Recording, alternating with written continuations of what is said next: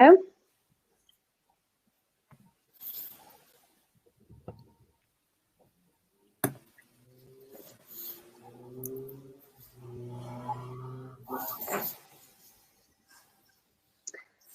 morning, everybody. I'm Katie Gallagher. I'm the Managing Director of Manchester Digital.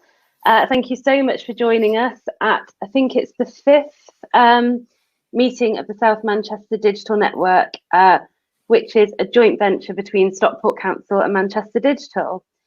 It seems slightly odd hosting something that is so geographically specific in these online times. And actually, we've been doing the opposite for the last few weeks and connecting with clusters across the UK and internationally to help people build connections. But I think it's right to say that doing both is the answer, as place is still going to be really important in the future, probably just not in the same way. And making sure that we can build strong relationships and collaborate is going to be even more important as we go forward. So critical that we continue to build these communities and clusters of digital and technology businesses. For those of you who haven't joined us before on this platform, let me just give you a quick overview of how it will work. On the right-hand side, some of you have already joined in the chat. If you have questions for our panel, please place them in there. If they broadly fit with the flow of discussion, I will incorporate them. If they don't, and there's time at the end, then I will include them in the Q&A at the end. So please do ask away. You'll also see to the left-hand side, there is a networking button. So when we've finished the Q&A, you will be able to move to networking, which gives you 3 or 4 minutes of chatting with other delegates. The other thing to mention is that there are a number of polls. So if you click the polls tab next to the chat and you could take some time to fill in those polls, then we'd be really grateful, as we do use that information to shape what we deliver to you.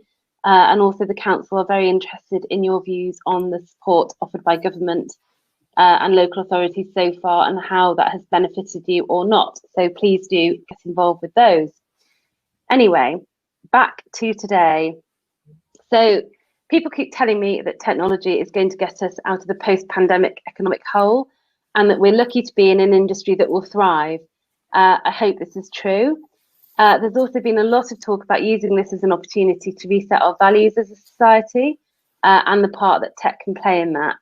I think it's probably safe to say the irony there is that big tech has done incredibly well out of the pandemic. And before we went into this situation, there's obviously lots of talk about how we, or how government were going to bring in regulations to kind of contain some of big tech's wildest excesses.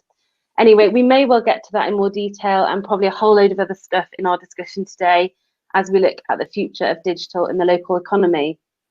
Anyway, firstly, I'd like to introduce you to our panel, or actually I'm going to ask them to introduce themselves.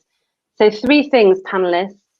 Please, can you tell us who you are, tell us a little bit about your business, and also just give us some insight into what your primary business focus has been during the last few weeks and months. I'm going to start at the bottom, at least the bottom on my screen, and come to Sam Patchett. Yeah, so hello everyone, I'm Sam. I am the CEO and founder of Finstant. My company creates world-leading cash flow forecasting software. We do this by creating cash flow forecasts with chatbots. So whereas most companies would use this for customer service or to track orders, we use it to build complex financial models that can be deployed on places like Facebook, Google, Amazon, and a bunch of other places. And this lockdown, I actually was out of the country at the start of lockdown, had to get a rescue flight back from Morocco, which is a story for another time. But I focused on changing my product offering to incorporate the economic factors that everyone is facing. Basically, start of lockdown, people weren't really trusting cash. A lot of people don't trust cash flow forecasts anyway. You know, they're a hope, they're a wish. So using all the data and analysis that I can do, I started adding in macroeconomic factors that would tell, would indicate, if lockdown continues for another 3 months, how is your business going to do? And we actually created a coronavirus business calculator to do that. Great, thank you, Sam. Neil? Hi, I was actually wondering if you might skip to someone else first whilst I close the window, because someone's just started drilling behind me. So maybe, that's fine. We'll come back to you, Neil. Simon?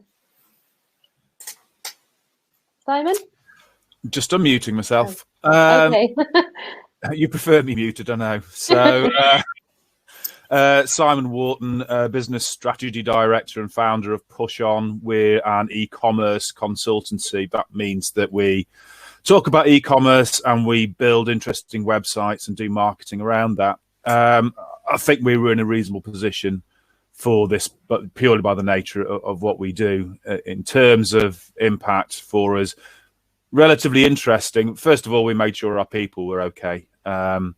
We felt from the outset we were reasonably optimistic we were in a good position to weather this as long as our clients are okay. So sorted out the people first. Bizarrely enough, we were in the middle of moving offices when lockdown came, but we hadn't signed a contract on the new office. So on the day before lockdown, we moved out of our old premises. And we have no premises right now. We're actually operating with greater efficiency than we used to. We've been polling our staff, understanding how they feel about things, what they need. So our staff are operating well. We did a global first launch. We build on Magento, and we did, for anybody who's got a tech background, we did the first ever globally Magento 2 deployment on Azure, which we haven't PR'd yet, but we must do. And then we worked with our clients. Now, some of our clients we went to and said, we don't think your sector is going to do too well in this. We will build in a contract holiday for you. So there's no point us trying to do marketing for you when you're not going to sell anything. And that was pretty well received. So we've lost just about no one in terms of contracts, whereas other contracts we had on the marketing side have had records. People are clearly shopping from home, and that's gone well. We've engaged with a lot of local business as well, partly as an element of community. And I'm a moment of self-interest was a local bar. We assisted with our local bar with them being able to deliver draft beer to people. So hopefully later on I'll share a few bits and pieces of insight about how we believe the high street can actually grow particularly well in the future. Back to you, Katie. Over to Steve. Hi, Katie. So I'm Steve Oliver. I'm co-founder and group CEO of Music Magpie. So we operate a trading model. Some people may still know us as cash for CDs, DVDs, and games and books. The business has evolved in the last 5 years to become the UK's biggest mobile phone recycler. I guess you call our model, or I do, the lazy man's eBay, because you can come onto our site, get a valuation for your product. We provide the logistics. When we receive it in our warehouse, we pay you cleared funds on the same day for the product. So that's our buying side of the business. The resale side of the business, after we've refurbished physical media or consumer tech, we resell it back to consumers on either Amazon or eBay, where a proud claim to fame for the businesses, we're the world's biggest seller in the history of both of those platforms in any product category. But more recently, in the last 3 years, we've migrated a lot of that trade onto our own Magpie online store. So now 2/3 of our online sales are directly off our own platform on Magpie Store. I guess the last 3 months, the new world that we're all living in, I have felt a bit guilty and a bit embarrassed at times that we have remained very busy. In fact, we've been busier than normal at a time when so many other businesses have struggled through no fault of their own and had terrible damage, which they're going to have to work through. There was great demand for both our categories, and both selling to us and buying from us in the last 3 months. So the priorities were very much, as Sam just said, get everybody home out of the office, which we did within a couple of days. So we're based at Stockport Exchange mainly as an office facility. So we got everybody home within a couple of days. So we've all been working from home on that side. But our operations, where there's 500 or 600 people across 2 DCs in the UK and another 150, 200 people in Atlanta, where we operate the same model in the US. It's just making sure all our colleagues were safe, happy. They could see that we were implementing all the safety measures we needed to, and we cared about them and were listening and interacting with them and leading from the front, etc., and making sure they were all happy. And they've done an utterly heroic job of keeping us going and servicing our customers. And I'm really proud to say we've barely missed a collection or a delivery deadline. So we've serviced our customers really well, I think. And you know, the mantra on the website in the last 3 months is we're here to help you work from home, stay connected, and be entertained. And it has been more about the tablets and phones and console side of our business, but also the physical media, so DVDs, games, and in particular books. So our book sales have trebled in the last 3 months as people have returned to physical media. So yeah, it's been an interesting 3 months for us. That's okay. me. Thank you very much, Steve. Hopefully, if Neil, if the drilling has stopped, Neil is going to tell us a bit about himself. I think his drilling is something, either that or they're knocking walls down. I've no idea. So, I mean, it stopped temporarily, so I'll be as fast as possible. So my name's Neil Hermann. I manage the products, design and marketing teams on behalf of Push Doctor. And what Push Doctor is there's mainly two lines of business. One is we are the largest provider of digital locums into the NHS in England. And digital locums are effectively GPs, physios, pharmacists that actually work on behalf of the practice, but remotely.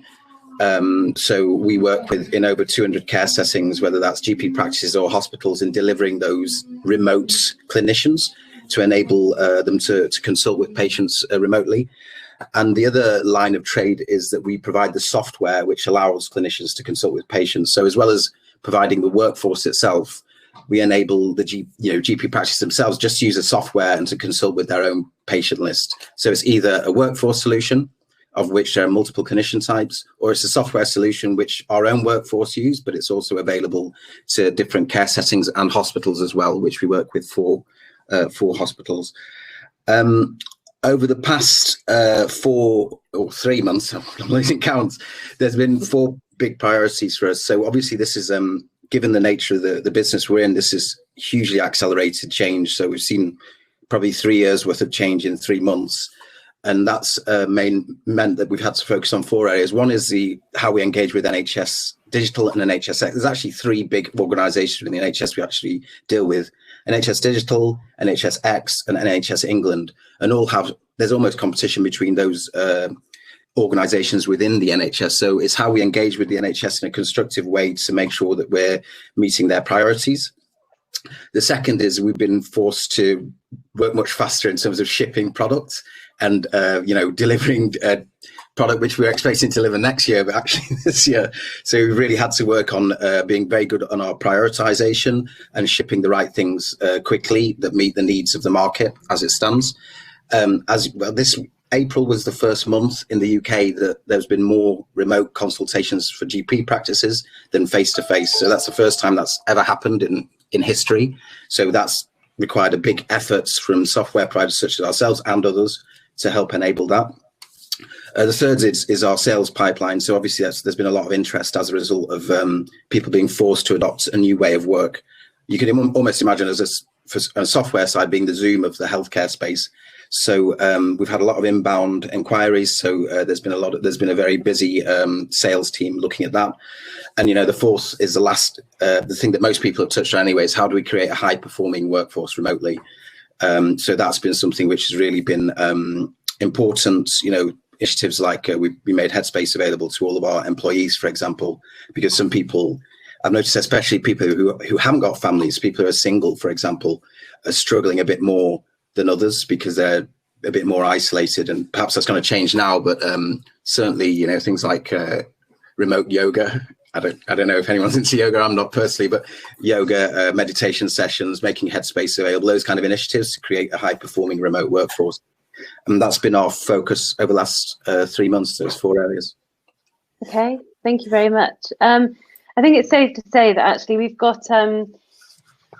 3 sectors here who have been significantly disrupted over the years, but are also well placed or have done well during the pandemic and are probably well placed to obviously help in terms of economic recovery as we come out of this. So retail, specifically online retail, fintech and health tech. So obviously the discussion point today is the future of the local economy and how digital can help. So interestingly, it's been in the news quite a lot. Andy Burnham has been talking about the Build Back Better campaign, which doesn't have a particular digital focus, but it's looking at things like how do we rethink the working day? How do we completely reset the way that we operate? So I'm just interested in the panel's thoughts on the role that they think digital can play in the notion of building back better. If we start with you, Simon, and then anyone else, if you could just raise your hand so I can bring you into, if you want to contribute, then I can just bring you into the discussion. Thank you.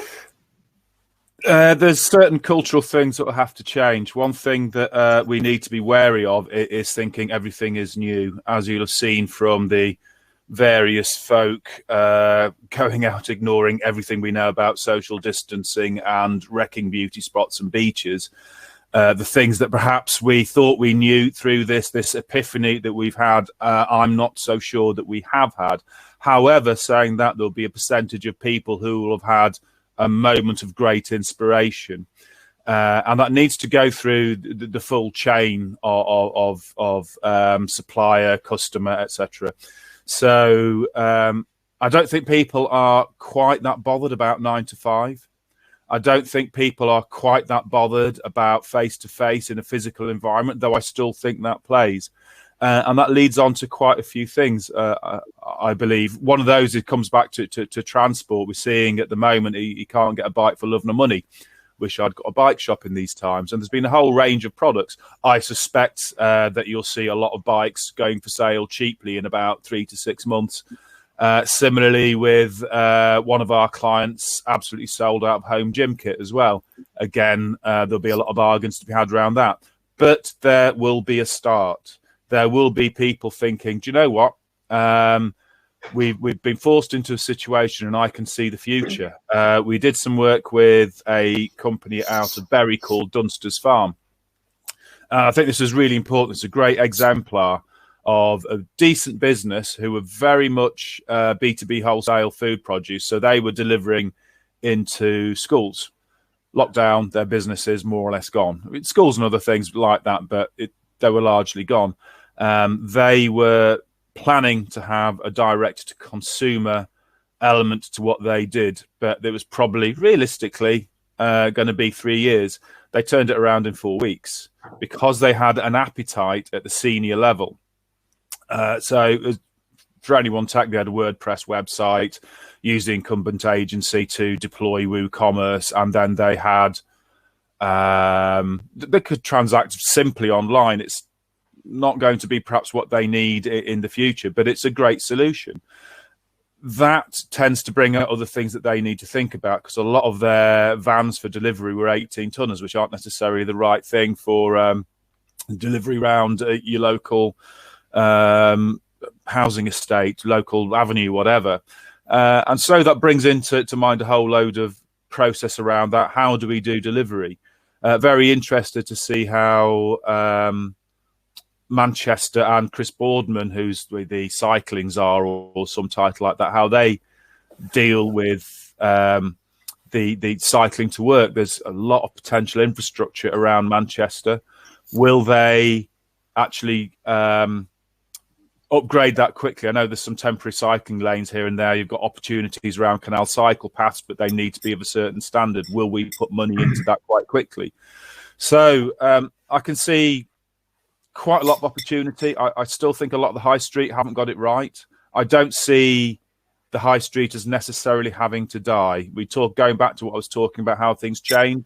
We saw yesterday people queuing for miles to get into IKEA. There are better local alternatives. There is recycling. Me and my missus tend to prefer older kind of stuff, and you can get stuff refurbed, as Music Magpie does with their product set really very well. There are other great opportunities out there.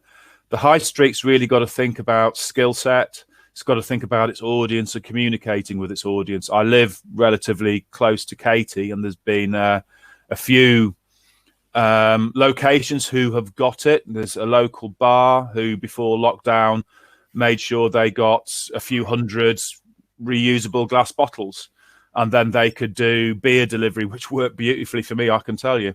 Like the Milkman, there's also a local fishmongers who started just doing a little bit more on social media about telling the community what fresh stock she had in place. But there is a huge gap in my mind, which goes back to schools. Schools are still poor, very poor in large part around digital, with understanding that in our sector, there are still so many jobs. We're crying out for talent. Great work's been done with the universities, thanks to people like Katie and Manchester Digital, but schools are lagging behind, and the attitude goes into the high street. You have to have a digital first mentality, then you can reach the audience, then you have security from things like this. On a downer, I suspect this won't be the lockdown we have over the coming years.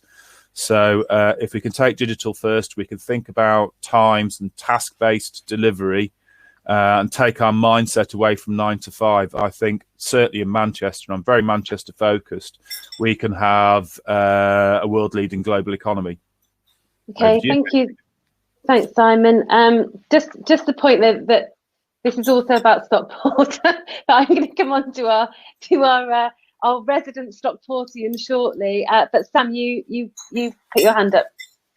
Yeah, on a slightly different note. I've, since coming out of university, I've started like 2 companies. And when you start a company, as I'm sure everyone here will understand, when you start a company with no money, you have to think about how to do things cheaply, which is the driving force. And I found with both the companies I've started, when you do this, you automatically have to turn to digitalization of stuff, because it does tend to just be cheaper. Like you just work remotely because you can't afford an office space. You get, an email that's like £3 a month. You build a landing page before you build like a full website. You just do things cheaply just because you couldn't necessarily have to. And then as soon as you start making a few quid, you revert back to not being lean, and you just start doing everything that you are expected to do almost as a business. You're expected to have offices, you're expected to do this and this and this. And it's going to be interesting to see if out of the back of this, as businesses come out with less money in their balances, or a lot of businesses will come out with less money in, and less scope for doing things wrong in the next 6 months, whether larger businesses, more established businesses, go back to thinking, well, now I'm now a poor business. How do I do everything cheap again? Can I just, like you said, can we just leave staff at home and not pay rent, which is a massive overhead for most companies?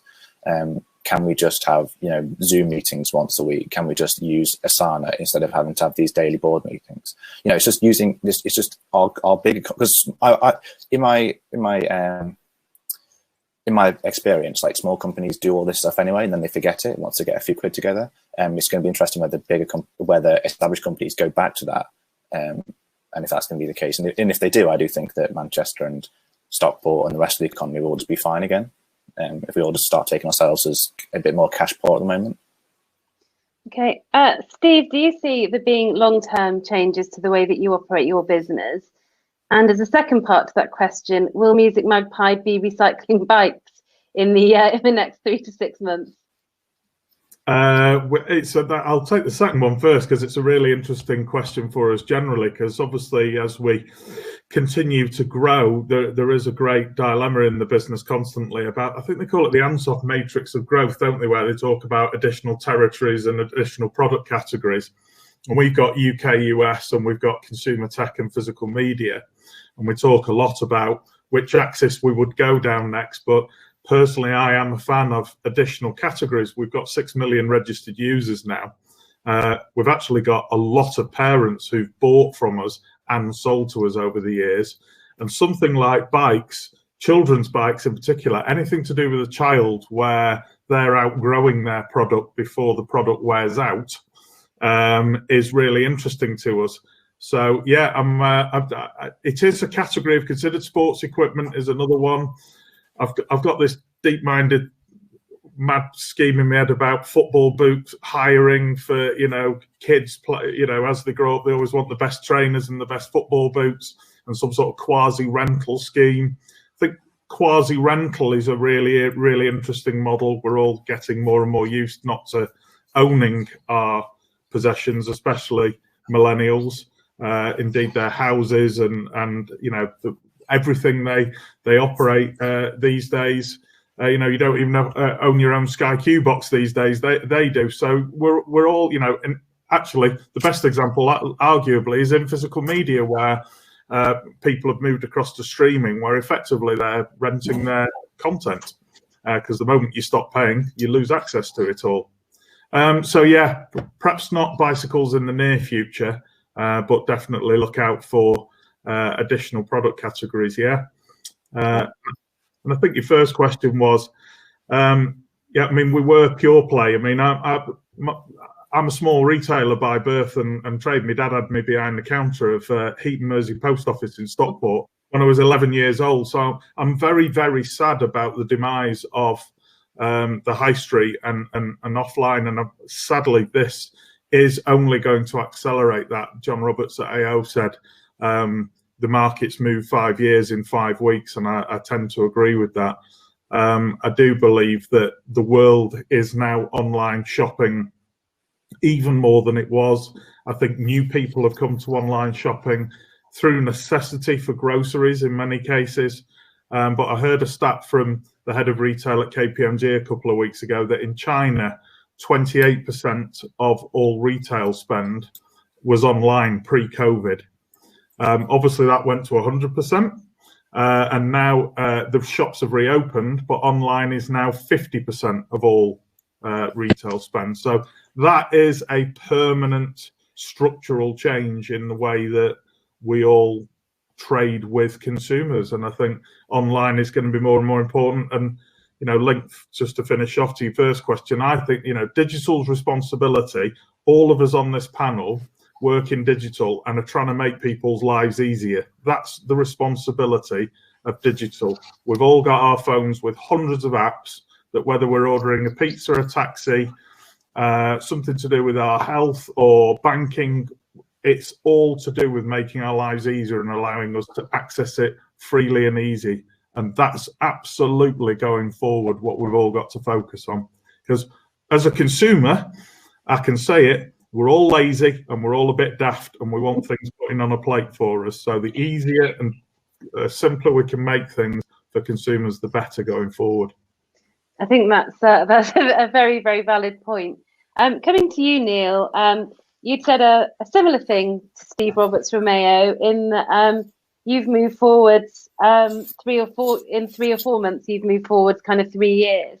So obviously healthcare is at the forefront of everybody's mind. We've been hearing lots about track and trace. We've been hearing about government potentially introducing local lockdowns if the R rises in certain regions. As we all become more aware of our health and as NHS is constrained, organisations like yours have a real opportunity in communities and having those closer relationships with communities. How do you sort of see the future playing out for the kind of stuff that you do and how it will affect kind of local economies and impact communities? Just before I answer that question, I just want to say I'm a kindred spirit with you, Steve, because I grew up behind the shop counter of Hobson's News in Longsight. So I just wanted to, that's a shared experience there. But in terms of Push Doctor and how we're going to see it affecting us, I mean, effectively, you know, there has been a survey carried out by Research to Guidance, is that over 70% of people that have used remote consultations with their health practitioner are saying they're not going to go back.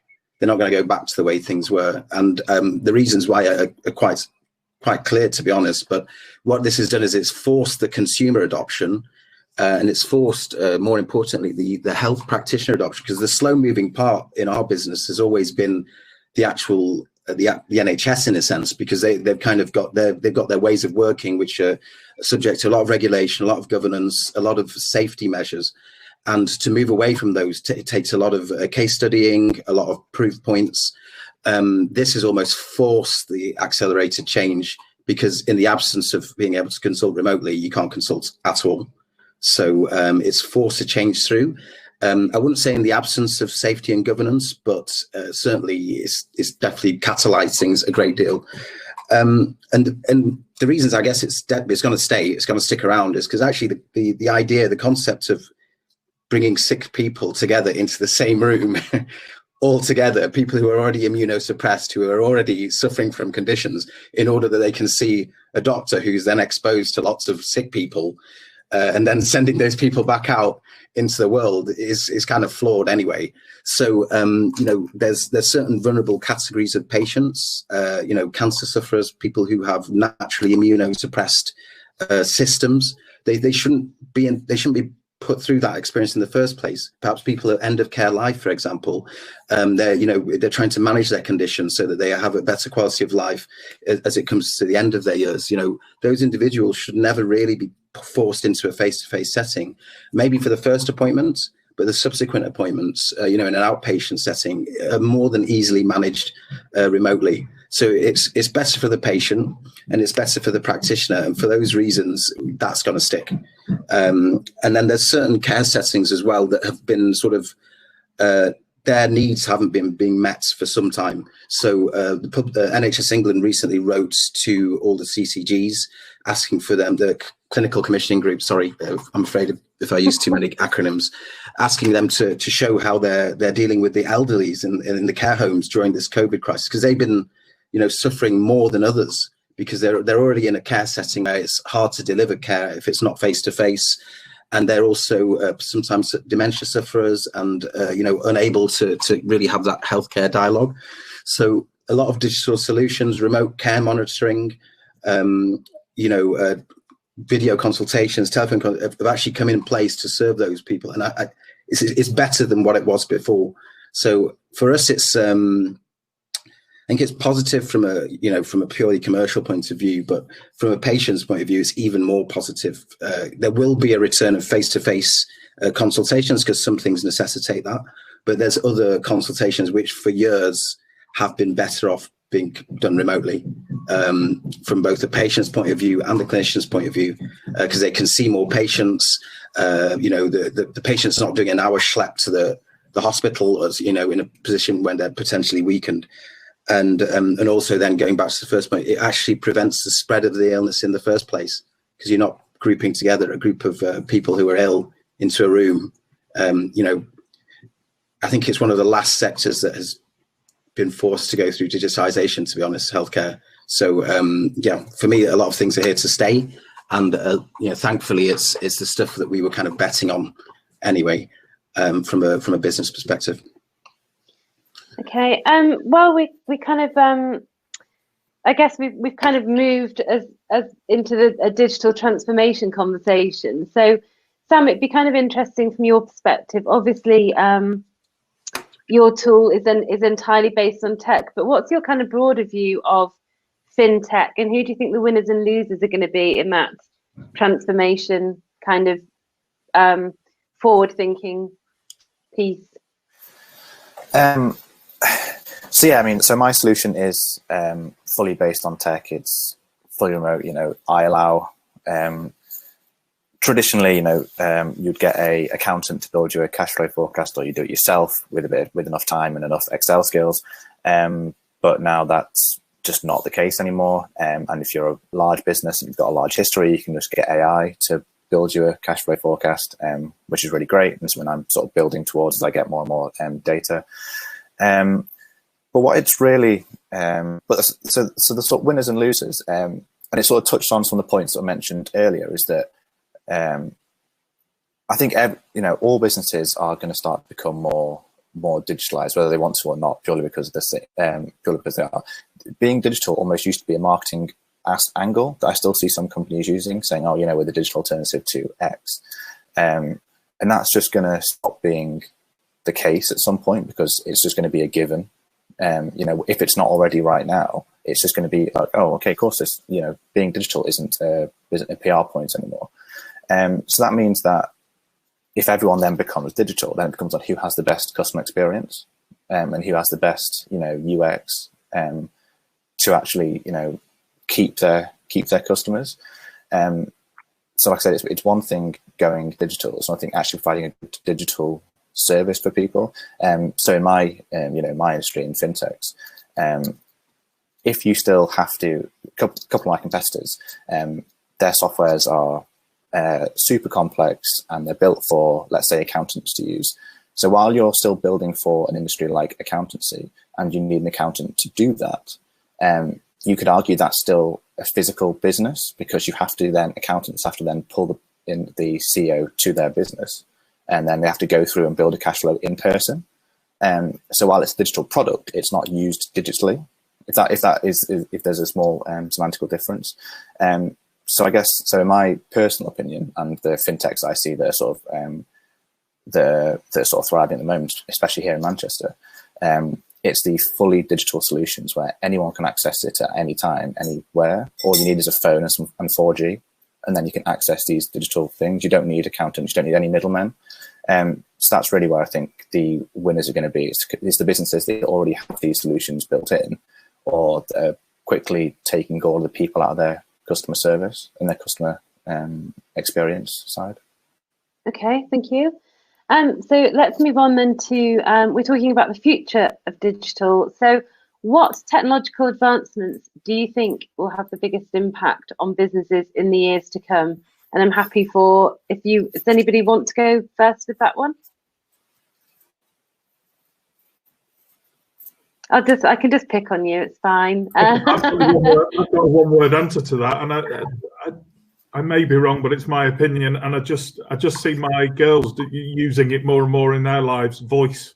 I think voice is just going to become more and more the way we communicate with technology on a day-to-day basis, through smart speakers and Siri and dictation tools, etc. And I just think, especially in the digital comms age that we're in now, more and more, I think voice will be ever more important, and it's something we're developing. And then the interaction with voice of bots and AIs, where people can communicate with voice effectively without actually manning a phone line, which is very expensive.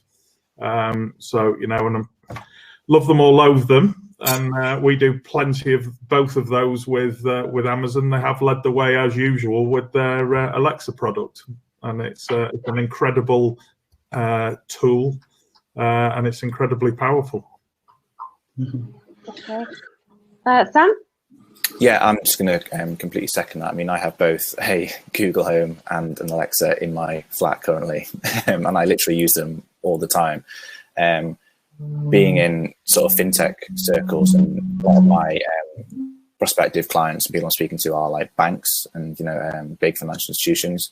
They all estimate within 5 years that 90 to 95% of your interaction with the bank will be through a bot, because you just don't need people to answer 95% of your questions, and you can just have robot to do that. And if you can have a robot, then you can have Alexa do that.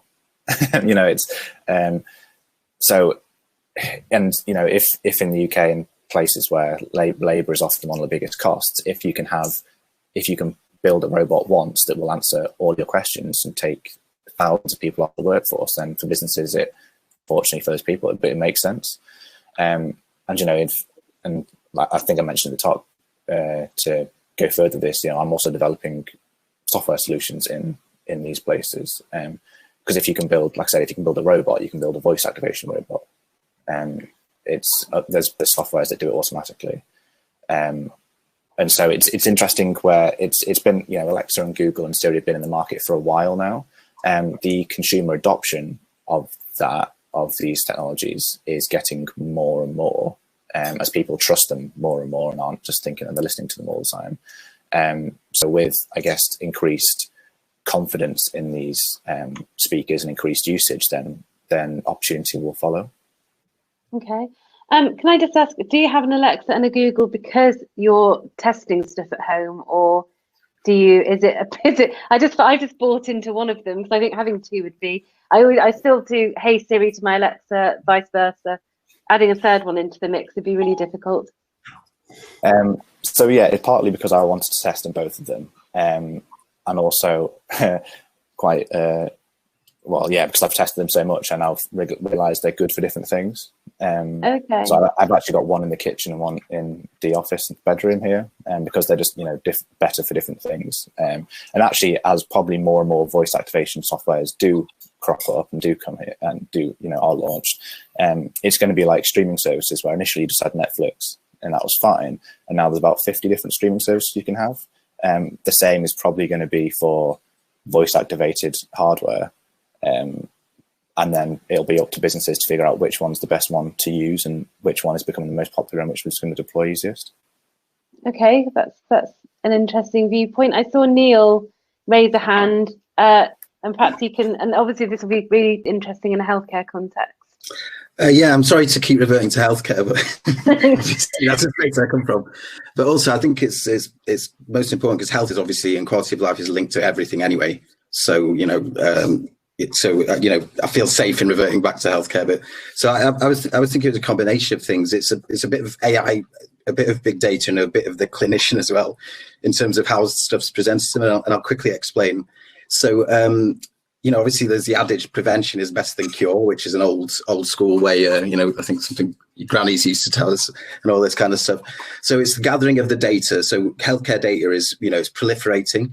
But the actual ability to get everyone's data in one place is one part of it. So that the unified healthcare record, that's the big data piece. So having that data, putting it in one place, and that's your DNA data, it's your biometrics, it's your vitals, it's the stuff off your wearables, it's your previous medication history, it's all that stuff, but just in one place. So like a lateral view of the data.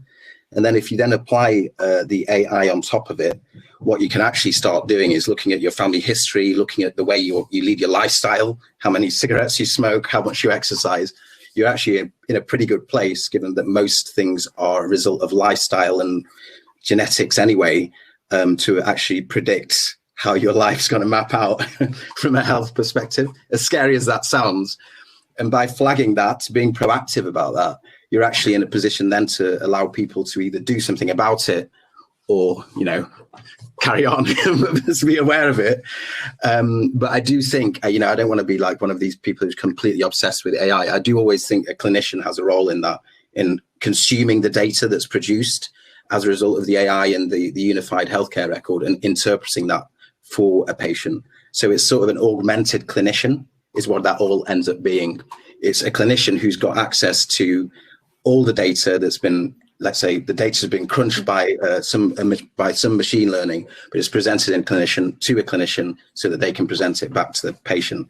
So I'm going to come up with the augmented clinician. I don't know if I've just made that up, but if I have, marketable. I'm going to trademark it. But yeah, I think that's is definitely going to be the biggest theme in terms of healthcare and the broader population. Okay, Simon, I'm going to ask you this with a slightly different slant on it. Looking at some of the smaller digital and technology businesses that are in places like Stockport that may not yet have moved into adopting some of these technologies, how do you think they can position themselves and build that resilience, kind of integrating some of these technologies into their product offering? How would you go about that as a small business owner? It kind of fits into what I was thinking about as everyone was speaking. I think there's a lot of technology out there that is genuinely useful that simply hasn't been adopted. I have a bee in my bonnet often about senior leaders in business still thinking that this digital thing is a flash in the pan. It's not necessarily a consequential thing when it's absolutely clearly the opposite. So there should be ownership at the senior level in any business, whether you've got a full board or whether you're a owner manager type basis. I think having the ownership of the skill set, the ownership of the tech, somebody's got to own that, whether it's you, whether you have a mindset to do it, or somebody within your business. If it's just you, tough, you've got to own it, mate. But if you've got somebody in your business who can own that and have a voice, that's where your opportunity is going to be. We still see, we're agency and we have to go and pitch into business. It's still saddening to when you're going into a pitch and you're speaking to a senior team, and it dawns on you that there is no one on that opposite side of the table in the classical sense who genuinely has the understanding and capability to grasp what you're talking about. So an openness and attitude towards finding the right tech, because there is no one single piece of tech that is a global panacea for whatever ails you. There are many different solutions, but having a genuine approach to what you're doing, thinking about your customer, how does your customer engage, just some good old business principles, but bringing the tech piece into that. I tend to like two modeling approaches, which are very old school, very much chart on the wall, post-it notes. You've got a thing called a value proposition canvas, which is kind of developed by a business called Strategizer, who also did a business model canvas. And that gives you a really clear view of your business. It's just good business practice. And then you can map out the channels in which you talk to your audience and how you service them. That kind of clarity with ownership of understanding what tech can do for you and your customers, I think is a core, just good management practice. Okay, thank you.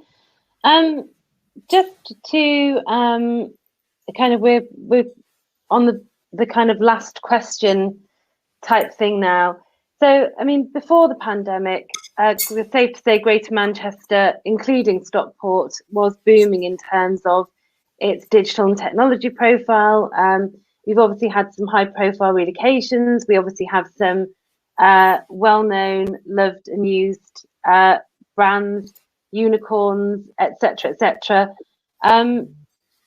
Post-pandemic, when people potentially like Simon won't have a physical office anymore, you can hire people from across the globe, because it's been proven that by and large most businesses have found working from home to be effective, productive, all the things that a lot of business owners feared wouldn't happen. Does place still matter? And what do you think will happen with the Greater Manchester cluster? Would anyone like to take that? Okay, Simon. Yeah, I'll have a bash. Oh, sorry, I won't. No, go on, Neil. No, go on, Neil. We've already heard from Simon. Oh, right. Sorry, Simon. I wasn't cutting you off. So I think it does, but certainly, I mean, I can speak from a personal perspective. I've actually enjoyed working at home a lot, because I spend so much more time with my children, and I almost feel guilty how little time I was spending with them before, because they're quite young. So I'm not sure that not everyone will share that view. So definitely having that hour of commuting time back a day is brilliant. And, you know, making sure I can do breakfast and dinner. So I definitely want to keep hold of that stuff. So there's some really positive stuff about, you know, what's happened. And actually, I've noticed the streets that I live on, everyone is much proud of the community, much proud about their local surroundings. I almost, going back to Simon's point, I almost feel like the high street might be replaced by the local high street, because people have become really invested in their local areas. So there might be a shift there. But then also, I do think there's something in going to meet your teammates. So my thought is, and I'm trying to be the first, but our teams, I'm trying to be the first teams that go back into the office, but at a much reduced amount. So initially maybe a morning and an afternoon per week, and then maybe move to 2 days per week maximum. But it's definitely not a reversion back to the way things were, I don't think. So it's somewhere in between, and perhaps even slightly weighted towards where we are now as opposed to where we were before. That's how I see going back.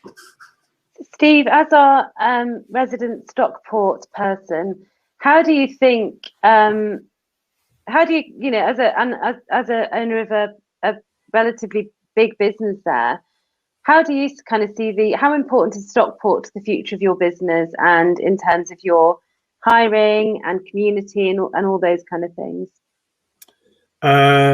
It's fundamental to it. So we moved into Stockport Exchange 2.5 years ago, nearly 3 years ago now, as the first tenant there. And we'd operated previously, firstly in Macclesfield, and then basically in some very old-fashioned offices next to our Hazel Grove warehouse. But we moved really to Stockport. We didn't want to go city centre to avoid the cost of Manchester.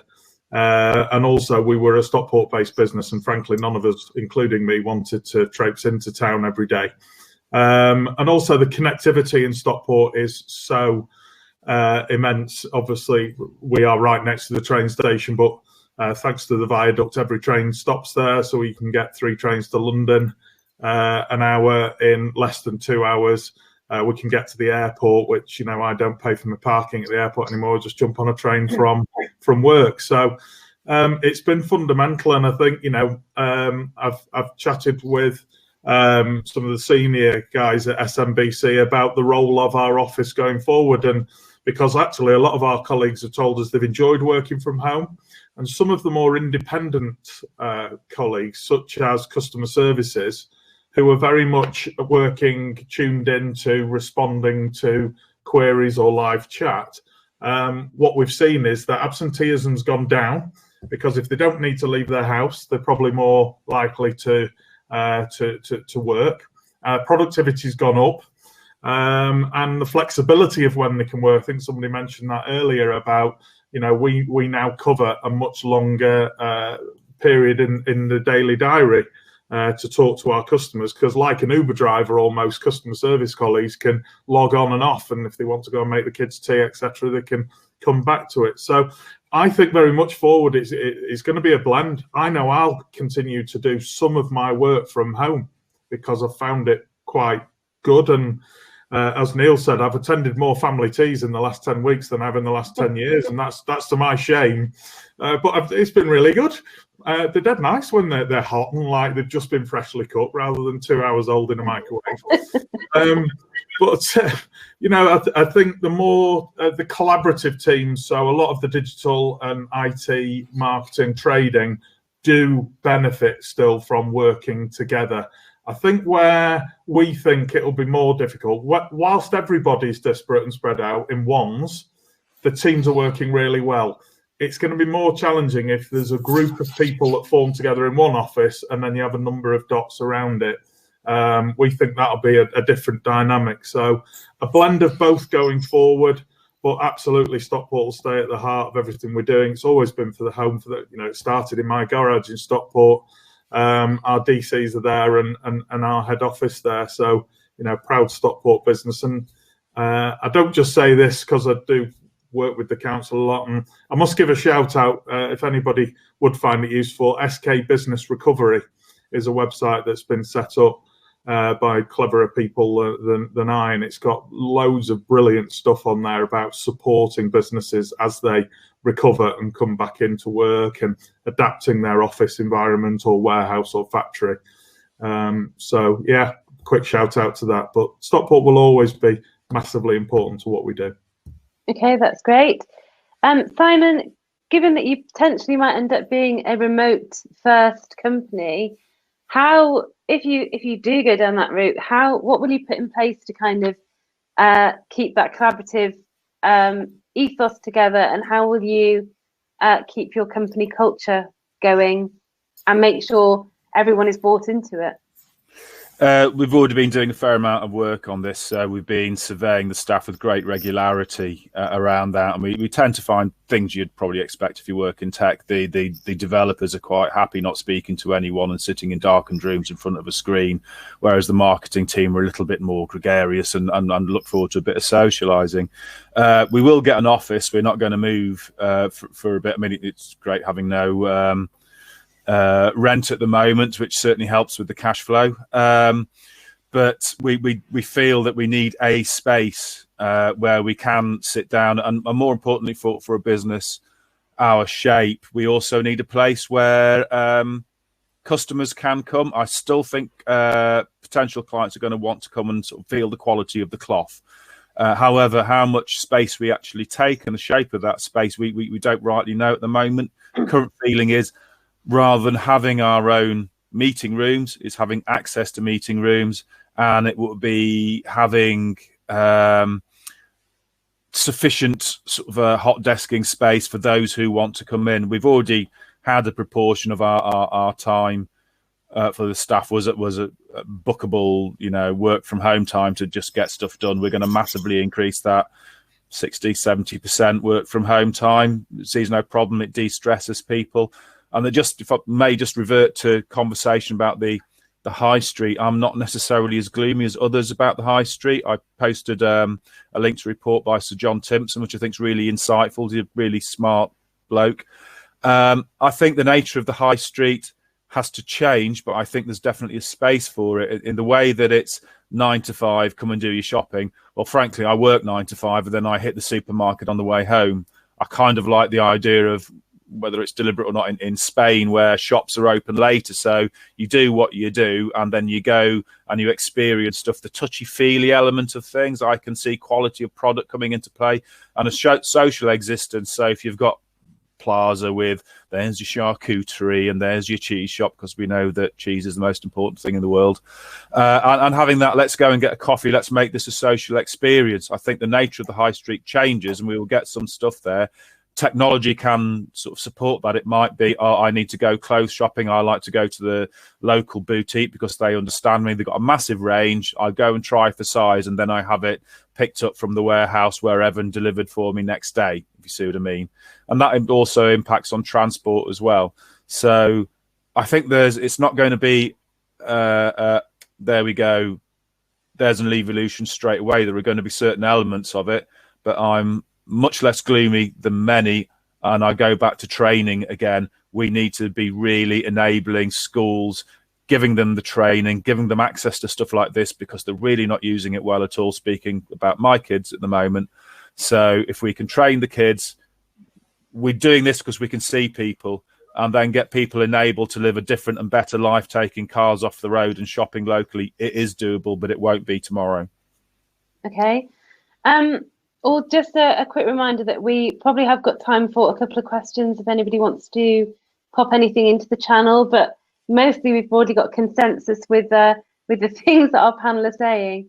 So Sam, as a relatively new startup, and obviously you started your business in Manchester, is continuing to build your business in Manchester important for you, or with kind of cost being a factor, will you try and hire locally, or do you think this has opened the world up for you in terms of how you build your business and how you consider going forward? Yeah, so I always see Manchester, or Greater Manchester as a whole, being my sort of centre.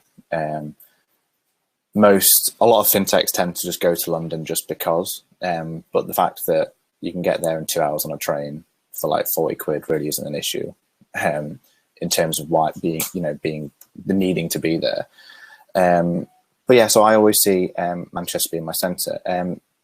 Following on from the interesting stuff about things like co-working, I've always had like accelerator space or co-working space anyway, so I've never had a permanent office that you pay by the square foot. I've always just paid by the chair, and it's going to be and this whole this process of work, I've always worked remotely anyway with a lot of my team anyway. They're from here, there, and everywhere.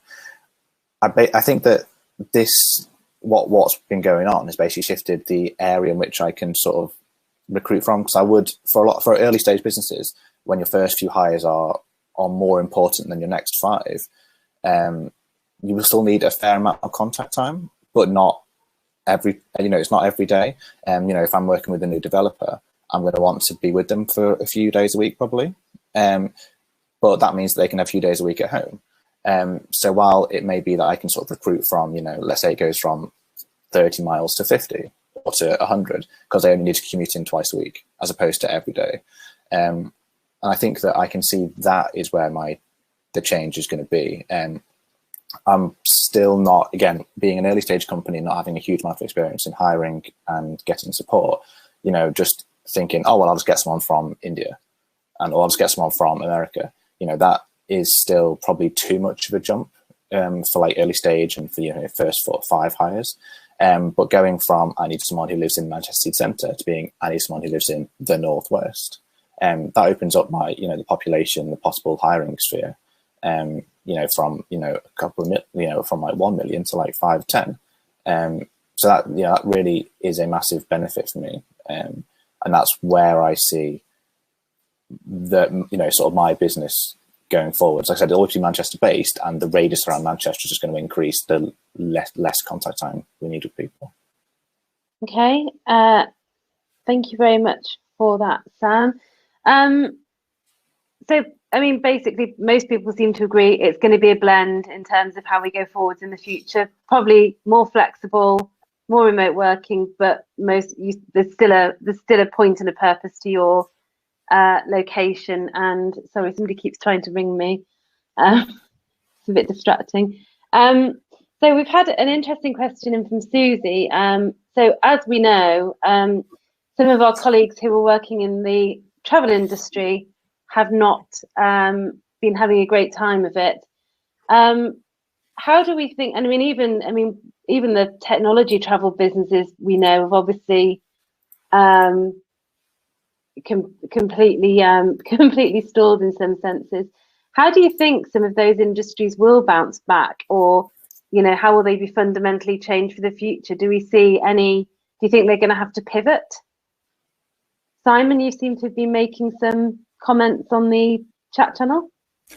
It is a difficult one to be absolute about. I can't help but feel there's a number of drivers that are going to see UK destinations absolutely boom for 18 months. Wish I'd bought a holiday cottage, which I could rent out at a premium. We've seen people flocking to the beaches despite any, concerns about virus transmission, etc., which makes me think that air travel is going to be restricted for some time. Budgets are going to be restricted. There's going to be, sadly, quite a few people finding themselves out of work over the next few months. So what's the viable thing that they're going to do? So 18 months local holidays as a minimum. Blackpool's going to boom. Formby Beach is going to be full all the time. Cottage rentals, etc., will be full. Might have to think about how we actually do school holidays so people can actually get a break. I don't know how you do that. I'm just throwing things out there. When it comes to sort of high-end travel, certainly villas, luxury travel, I can see picking up because people who've got the budget have got the budget. If they don't want to sort of like be down in Benidorm, they can be having a nice villa with local deliveries in the beach, sun, swimming pool, etc. I can see that going well. Not sure what they're going to do with planes and how they're going to take that over time, whether they're going to go to filling them again or whether you're going to have to be, one person per row sort of thing or a family per row. I don't know. So with that uncertainty, I think sort of UK holiday business is going to break new records, certainly over the next 18 months while they see how it's going to go. Okay, so asking, I know Neil wants to come in on that, but panel, if you want to think about broadening that out to any industry that has obviously suffered in the way that travel has, I'm interested in your views on how they need to change or if they will just disappear. But we'll come to you next, Neil. Oh, yeah. Well, I guess it sort of builds on Simon's point that people presumably will still want to go on holiday. People will still want to purchase using the digital channels. So I guess the people who'll be successful, the people who can pivot to the types of holiday that people want to consume, if that is the beach home in Formby, which is not my preferred holiday, by the way. But so it's travel companies who manage to capture the sort of zeitgeist of what people now want to buy as a holiday, and start offering that. So it's more the packages they offer. But people still want to go on holiday. People will still use digital. No one's going to start nipping into their travel agents again, I wouldn't have thought. So people will still consume through the digital channel. So it will recover, but I just don't know what the format of that holiday is. And that's, I don't know. I'm no expert, so I don't know what it is, but I will still be buying my holidays online. And I think most people will. And I think I don't even know if there's a travel agent in the town where I live. I think there might be one, because obviously that has been strongly online. But I guess if people can't move, even for the online services, then there's not going to be much traction. Steve, have you got thoughts on industries that are going to have to fundamentally change or pivot? Just to finish off on travel, really, it wouldn't surprise me if this 14-day quarantine nonsense collapses over the next 2 or 3 months. It's something we should have done in late February, March, and not in June, July time, given that our rate is worse than nearly everybody else's. So why would we stop or prevent other people coming in. And I think that's going to be a massive barrier. I have a sneaky suspicion that if that goes, that a lot of people may well start travelling, because they will be massively encouraged to do so by the popular tourism destinations, Spain, Portugal, France, Italy, where a lot of their economy depends on it. There's going to be some fairly heavily incentives to try and get there. I think the obvious other one, interesting one, and something Music Magpie is supporting, is Sasha Lord's United We Stream initiatives to support hospitality, which there is no way that they can continue to, even reopen to operate with 2 metre social distancing. It will increase costs and more than half revenue.